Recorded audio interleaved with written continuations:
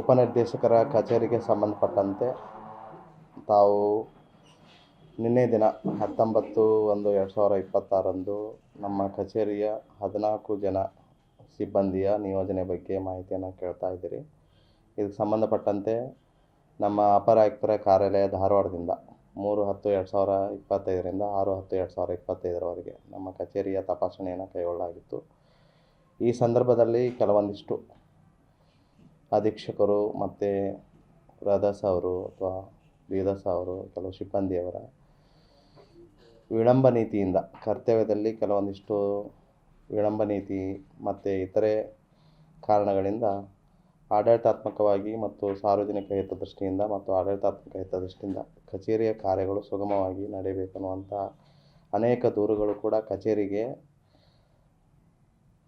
Submit ಆಗಿರೋದರಿಂದ ತಪಾಸಣೆ ಕೈಗೊಂಡು ಬದಲಾವಣೆಯ ಅವಶ್ಯಕತೆ ಇರೋದರಿಂದ ಮಾನ್ಯ ಅಪರ ಆಯುಕ್ತರು ಶಾಲಾ ಶಿಕ್ಷಣ ಇಲಾಖೆ ಧಾರವಾಡಿಯವರು 19/1/2026 ಒಂದು ಆದೇಶ ಮಾಡಿ ನಮ್ಮ ಸಿಬ್ಬಂದಿಯ 14 ಜನ ಸಿಬ್ಬಂದಿಯವರನ್ನು ತಾತ್ಕಾಲಿಕವಾಗಿ ಬೇರೆ ಕಚೇರಿಗಳಿಗೆ ನಿಯೋಜನೆ ಮಾಡಿದ್ದಾರೆ. ಅಲ್ಲಿರುವಂಥ ಸಿಬ್ಬಂದಿಯವರನ್ನ ನಮ್ಮ ಕಚೇರಿಗೆ ಅವರು ಆದೇಶ ಮಾಡಿದ್ದಾರೆ. ನಿನ್ನೆ ನಾವು ಎಲ್ಲ ಸಿಬ್ಬಂದಿಯವರನ್ನು ಕೂಡ ನಿಯೋಜನೆ ಮಾಡಿದ ಸಿಬ್ಬಂದಿಯನ್ನು ಆಯುಕ್ತರ ಆದೇಶದ ಮೇರೆಗೆ ಬಿಡುಗಡೆ ಮಾಡಿದ್ದೇವೆ.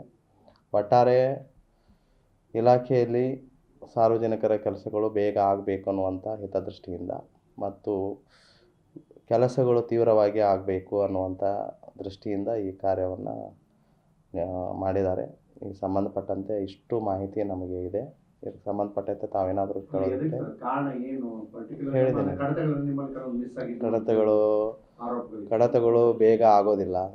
ಸಾರ್ವಜನಿಕ ಅರ್ಜಿಗಳ ವಿಲೇವಾರಿ ನಿಧಾನ ಆಗುತ್ತೆ. ಕೆಲವೊಂದಿಷ್ಟು ಅವರಿಗೆ ಎಲ್ಲ ನಮ್ಮ ಸರ್ಕಾರಿ ಸಿಬ್ಬಂದಿಯವರಿಗೆ ಕೆಲವೊಂದಿಷ್ಟು ಕರ್ತವ್ಯದಲ್ಲಿ ಕೆಲವು ನಿಯಮಗಳಿರ್ತವೆ. ಆ ನಿಯಮಗಳನ್ನು ಪಾಲನೆ ಮಾಡದೇ ಇರುವುದು ಒಂದು ತಪಾಸಣಾ ಅವಧಿಯಲ್ಲಿ ಕಂಡು ಬಂದಿದ್ದರಿಂದ ಮತ್ತು ಬಹಳಷ್ಟು ಈ ಕೆಲಸ ಕಾರ್ಯಗಳು ವಿಳಂಬ ಆಗಿದ್ದರಿಂದ ಆ ದೃಷ್ಟಿಯಿಂದ ಅದು ವಿಚಾರಣೆ ನಡೀತಾ ಇದೆ. ಅದಕ್ಕೇನು ಸಂಬಂಧ ಇಲ್ಲರಿ. ಅದು ವಿಚಾರಣೆ ಅದು ಇದ್ರ ಒಂದು ಭಾಗ ಇರ್ತದ. ಏನೇನದ ಇವೆಲ್ಲವೂ ಒಂದು ಭಾಗವಾಗಿ ಈ ರೀತಿ ಆಗಿರ್ತದ. ಒಟ್ಟಾರೆ ಏನು ಭಾಳಷ್ಟು ದೂರುಗಳು ನಿಮ್ಮ ಸಾರ್ವಜನಿಕ ವಲಯದಲ್ಲಿ ಇರಬಹುದು ಅಥವಾ ಕಚೇರಿ ಹಂತದಲ್ಲಿ ಇರೋದನ್ನು ನಮಗೂ ಕೂಡ ಇಲ್ಲಿ ಭಾಳಷ್ಟು ಬರ್ತಾ ಇರ್ತಾವೆ ದೂರುಗಳು. ಸಾಮಾನ್ಯವಾಗಿ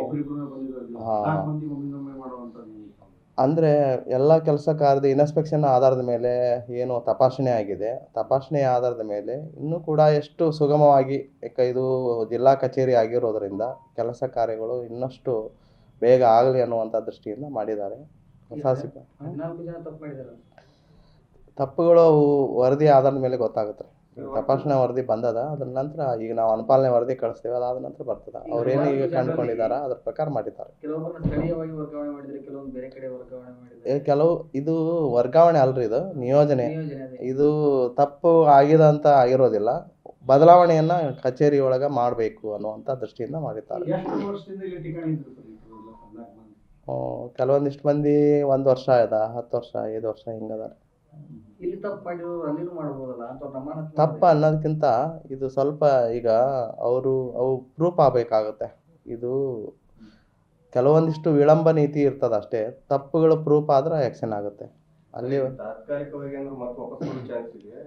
ಅದು ಮುಂದೆ ನೋಡ್ಬೇಕ್ರಿ. ಈಗ ಅವ್ರು ಏನು ಮಾಡ್ತಾರ ನೋಡ್ಕೊಂಡು. ಈಗ ಸದ್ಯ ಏನು ಮಾಡಿದಾರ, ನಿಯೋಜನೆ ಮಾಡಿದಾರ. ವರ್ಗಾವಣೆ ಅದು ಈ ಸದ್ಯ ಮಾಡಿಲ್ಲ, ನಿಯೋಜನೆ ಮಾಡಿದಾರ. ಮುಂದಿನ ಹಂತದಲ್ಲಿ ಏನು ಕ್ರಮ ಕೈಗೊಳ್ತಾರ ನೋಡ್ಬೇಕಾಗುತ್ತೆ. ನಮ್ಮಲ್ಲಿ ಈಗ ಒಟ್ಟು 47 ಮಂದಿ ಅದಾರ ಸರ್. ಅದರಲ್ಲಿ 14 ಮಂದಿ ಈಗ ನಿಯೋಜನೆ ಆಗಿದ್ದಾರೆ. ಈಗ ಆ ಹುದ್ದೆಗೆ ಬೇರೆಯವ್ರನ್ನ ಹಾಕಿದಾರಲ್ರಿ, ಅವ್ರು ಬಂದು ಜಾಯ್ನ್ ಆಗ್ತಾರೆ. ಅವರ ಜಾಗಕ್ಕೆ ಒಬ್ಬರನ್ನ ಹಾಕಿ ಅವ್ರನ್ನ ನಿಯೋಜನೆ ಮಾಡಿದ್ದಾರೆ. ಒಟ್ಟಾರೆ ತಪಾಸಣೆ ದೃಷ್ಟಿಯಿಂದ ಕೆಲವೊಂದಿಷ್ಟು ಬದಲಾವಣೆಗಳನ್ನು ಮಾಡ್ತಾರೆ. ಇದರಲ್ಲಿ ಬೇರೆ ಬೇರೆ ಆಡಳಿತಾತ್ಮಕವಾಗಿ ಸುಗಮವಾಗಿ ಕೆಲಸ ಆಗಲಿ ಅನ್ನುವಂಥ ಉದ್ದೇಶನೂ ಇರ್ತದೆ. ಎಲ್ಲವೂ ತಪ್ಪುಗಳಂತ ಇರೋದಿಲ್ಲ, ಕೆಲವೊಂದಿಷ್ಟು ಬೇರೆ ಬೇರೆ ಕಾರಣಗಳಿಂದ ಮಾಡಿರ್ತಾರೆ. ನೀವು ಬಂದ್ಮೇಲೆ ಈ ರೀತಿ ಒಂದು ಯೋಚನೆ ಹೊಸದಾಗಿ ಶುರುವಾಗಿರ್ತಾರೆ, ಇದು ಒಳ್ಳೆಯ ಬೆಳವಣಿಗೆ ಅಂತ ಜನರು ಕೂಡ ಪ್ರಶಂಸೆ ವ್ಯಕ್ತಪಡಿಸ್ತಾರೆ. ಸಕಾರಾತ್ಮಕವಾಗಿ ನಾವು ಜನರಿಗೆ ಸಾರ್ವಜನಿಕವಾಗಿ ಸರ್ಕಾರಿ ಇಲಾಖೆಯಾಗಿ ಸೌಲಭ್ಯಗಳನ್ನು ಕೊಡಬೇಕಾಗುತ್ತೆ ಸರ್. ಒಟ್ಟಾರೆ ಏನು ಮಾಡ್ಬೇಕಂತಂದ್ರೆ ಕೆಲಸ ಕಾರ್ಯಗಳು ಬೇಗ ಆಗಬೇಕು, ಸಾರ್ವಜನಿಕರು ಕಚೇರಿಗೆ ಅಲೆದಾಡೋದು ಬಂದ್ ಆಗಬೇಕು. ಮತ್ತು ನಮ್ಮ ಶಿಕ್ಷಕರ ಸೇವಾ ಸೌಲಭ್ಯಗಳನ್ನು ತ್ವರಿತವಾಗಿ ಕೊಡಬೇಕು ಅನ್ನೋದು ಉದ್ದೇಶ ಇರ್ತದೆ. ಆ ಉದ್ದೇಶದೊಳಗೆ ಎಷ್ಟು ನಾವು ಪ್ರಾಮಾಣಿಕವಾಗಿ ಮತ್ತು ಬೇಗ ಕೆಲಸ ಮಾಡಿದರೆ ಸೇವೆ, ಸೌಲಭ್ಯ ಮತ್ತು ಶೈಕ್ಷಣಿಕ ಪ್ರಗತಿ 3 ಉದ್ದೇಶದಿಂದ ನಾವು ಕೆಲಸ ಮಾಡಬೇಕಾಗುತ್ತೆ. ಹೀಗಾಗಿ ಸ್ವಲ್ಪ ಬೇಗ ಕಾರ್ಯ ಆಗಲಿ ಅನ್ನುವಂಥ ಉದ್ದೇಶದಿಂದ ಮಾನ್ಯ ಅಪರ ಆಯುಕ್ತರು ಮಾಡಿದ್ದಾರೆ. ನೋಡ್ಬೇಕು ಇದರ ಬೆಳವಣಿಗೆ ಮತ್ತು ಇದರ ಬದಲಾವಣೆಗಳು ಮುಂದಿನ ದಿನಗಳಲ್ಲಿ ಕಂಡು ಬಂದರೆ ಇದು ಇನ್ನೂ ಉತ್ತಮ ಆಗುತ್ತೆ ಅಂತ ನನ್ನ ಆಸೆ. ಮಾತಾಡೋದು ಇವತ್ತು ವಿಜಯಪುರ ಜಿಲ್ಲೆಯಲ್ಲಿ ಈ DDPI ಆಫೀಸ್ನಿಂದ 14 ಜನರು ವರ್ಗಾವಣೆ ಆಗಿದ್ದಾರೆ. ಇದಕ್ಕೆ ಕಾರಣಗಳು ಬಹುತೇಕ ಇಲ್ಲಿರ್ತಕ್ಕಂಥ ಮಾನ್ಯತೆ ನವೀಕರಣ ಒಂದು, ಆಮೇಲೆ ಎರಡನೇದು ಹೊಸ ಶಾಲೆಗಳಿಗೆ ನೋಂದಣಿ. ಇದು ಏನಾಗಿತ್ತಂತಂದರೆ ವಿಜಯಪುರ ಜಿಲ್ಲೆಯಲ್ಲಿ ಇಡೀ ರಾಜ್ಯದೊಳಗೆ 475 ಶಾಲೆಗಳಿಗೆ ಕೊಟ್ಟರೆ ಅದರೊಳಗೆ ವಿಜಯಪುರ ಜಿಲ್ಲೆಗೆ ಮಾನ್ಯತೆ ಹೊಸ ಶಾಲೆಗಳಿಗೆ ನೋಂದಣಿ 132 ಶಾಲೆಗಳಿಗೆ ನೋಂದಣಿ ಮಾಡಿದ್ರು. ಆಮೇಲೆ ಇದು ಮಾನ್ಯತೆ ನವೀಕರಣ ಹೆಂಗೆ ಮಾಡ್ತಿದ್ರು ಅಂದರೆ 1 ವರ್ಷಕ್ಕೆ ಮಾನ್ಯತೆ ನವೀಕರಣ ಮಾಡ್ತಿರಲಿಲ್ಲ, 10 ವರ್ಷದ ಮಾನ್ಯತೆ ನವೀಕರಣ ಮಾಡ್ತಿದ್ರು.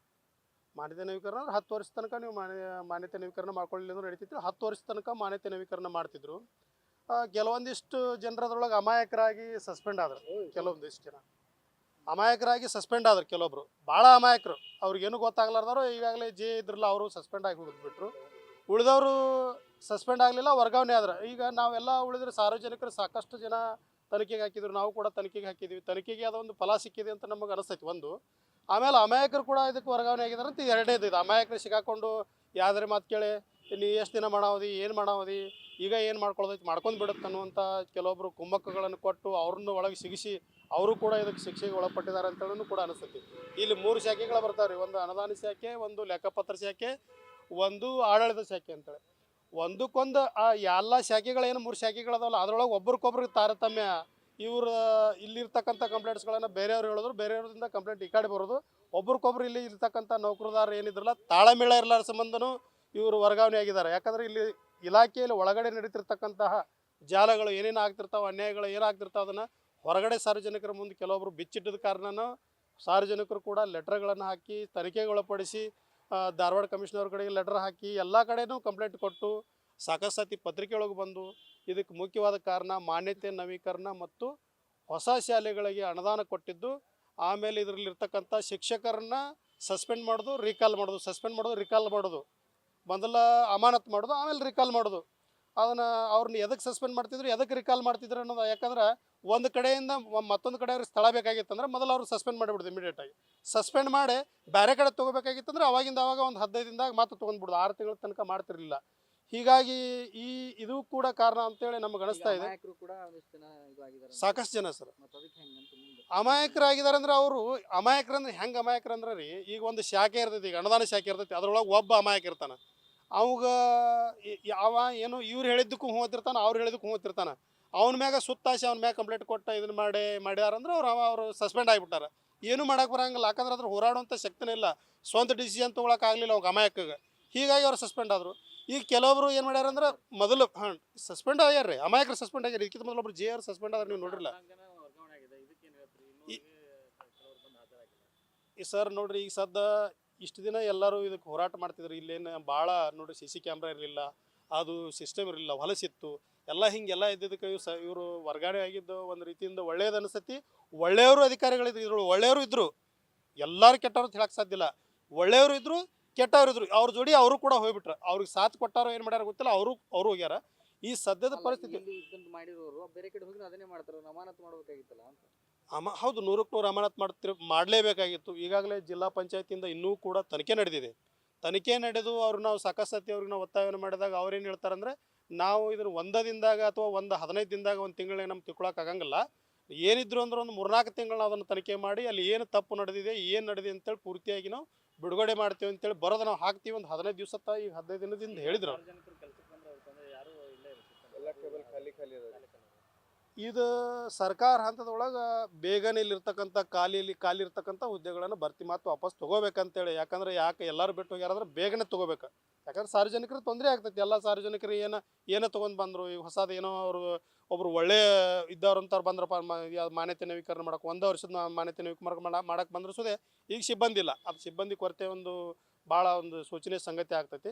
ಈಗ ಮುಂದಿನ ದಿನಮಾನೊಳಗೆ ಬೇಗನೆ ಈ ಸರ್ಕಾರ ಹಂತದೊಳಗೆ ಬೇಗನೆ ಎಲ್ಲರೂ 14 ಜನನ್ನ ಇಲ್ಲಿ ಮತ್ತೆ ವಾಪಸ್ ತಗೋಬೇಕು. ಬೇರೆದವ್ರಾಗಲಿ ಯಾರಾಗಲಿ ಪ್ರಾಮಾಣಿಕರನ್ನ ತಗೋಬೇಕು ವಿಜಯಪುರ ಜಿಲ್ಲೆಗೆ. ಅಪ್ರಾಮಾಣಿಕರು ಬೇಡ ಅಂತೇಳಿ ನಮಗೆ ಅನಿಸ್ಬಿಟ್ಟಿದೆ. ಇಲ್ಲಿ ಒಳ್ಳೆಯವ್ರು ಎಲ್ಲರೂ ಒಳ್ಳೆಯವರಿದ್ರೆ ಒಂದು ಒಳ್ಳೆಯ ಆಡಳಿತ ಶಿಕ್ಷಣ ಇಲ್ಲಿ ಕ್ಷೇತ್ರದಲ್ಲಿ ಆಗ್ತೈತಿ.